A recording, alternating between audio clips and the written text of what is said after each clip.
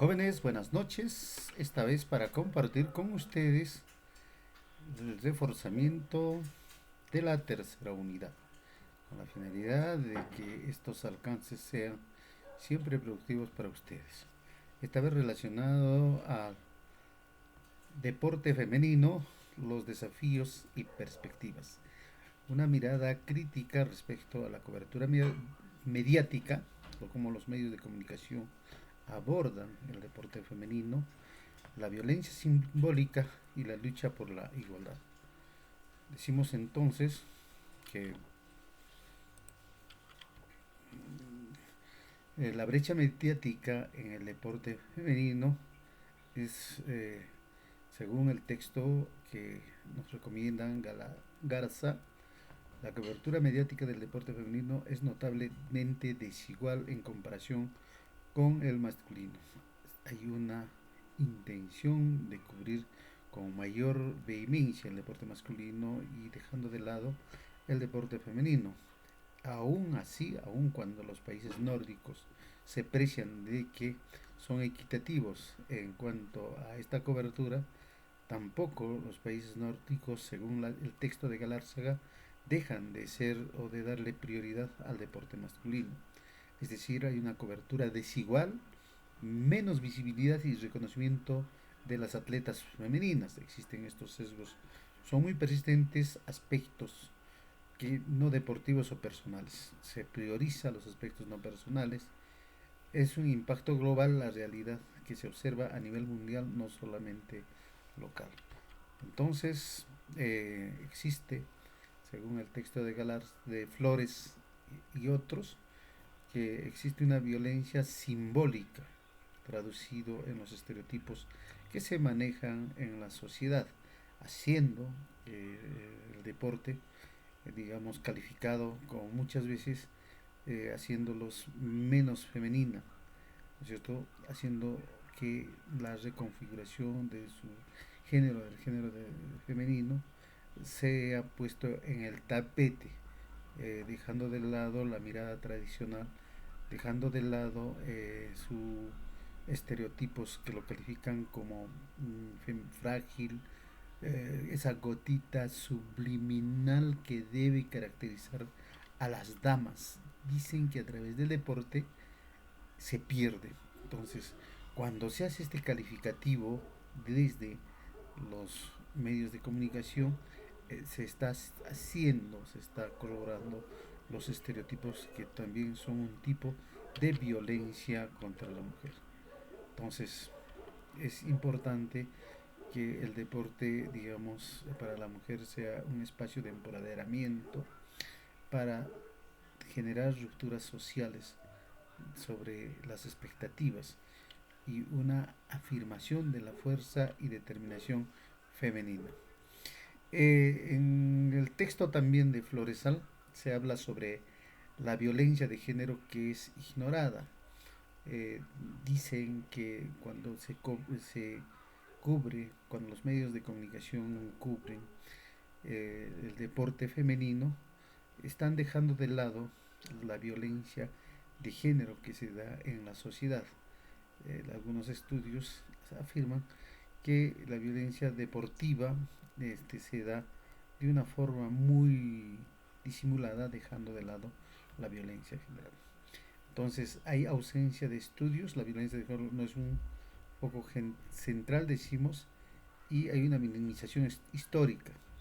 El problema persiste en el ámbito deportivo, un impacto negativo subsistema de la experiencia de los deportistas.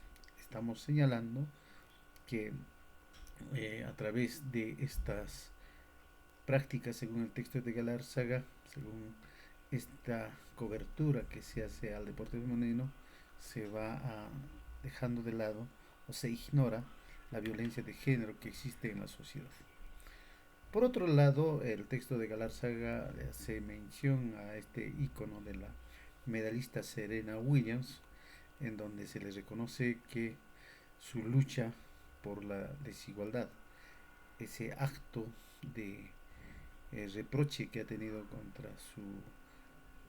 contra el árbitro de silla, quien lo califica por un warning, o sea, el warning es cuando se le anula la competición por haberle reclamado, ha sido no solamente injusta, sino discriminatoria, no solamente por su color de piel, sino también por su condición de mujer.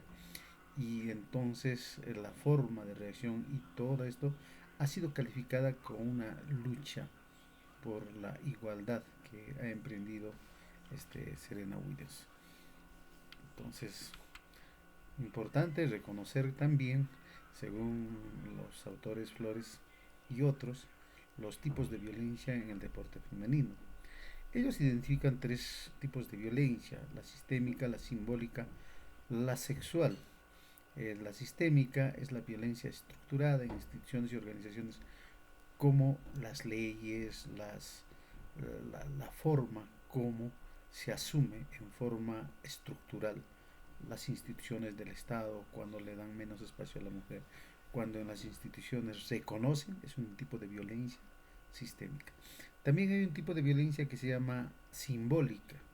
Eso está digamos, en el colectivo, a través de estereotipos y prácticas culturales que perpetúan esta desigualdad. La creencia de que la mujer es débil, la forma como estamos educando una sociedad para asignarle roles pasivos a la mujer y los roles más activos al varón. Entonces también hay una violencia sexual traducida en el abuso, el acoso, la discriminación basada en género. Hay los indicadores de violencia sexual, de violencia sistémica y simbólica, son siempre alarmantes, y aunque muy sutiles en cuanto a la simbólica y la sistémica en nuestra sociedad.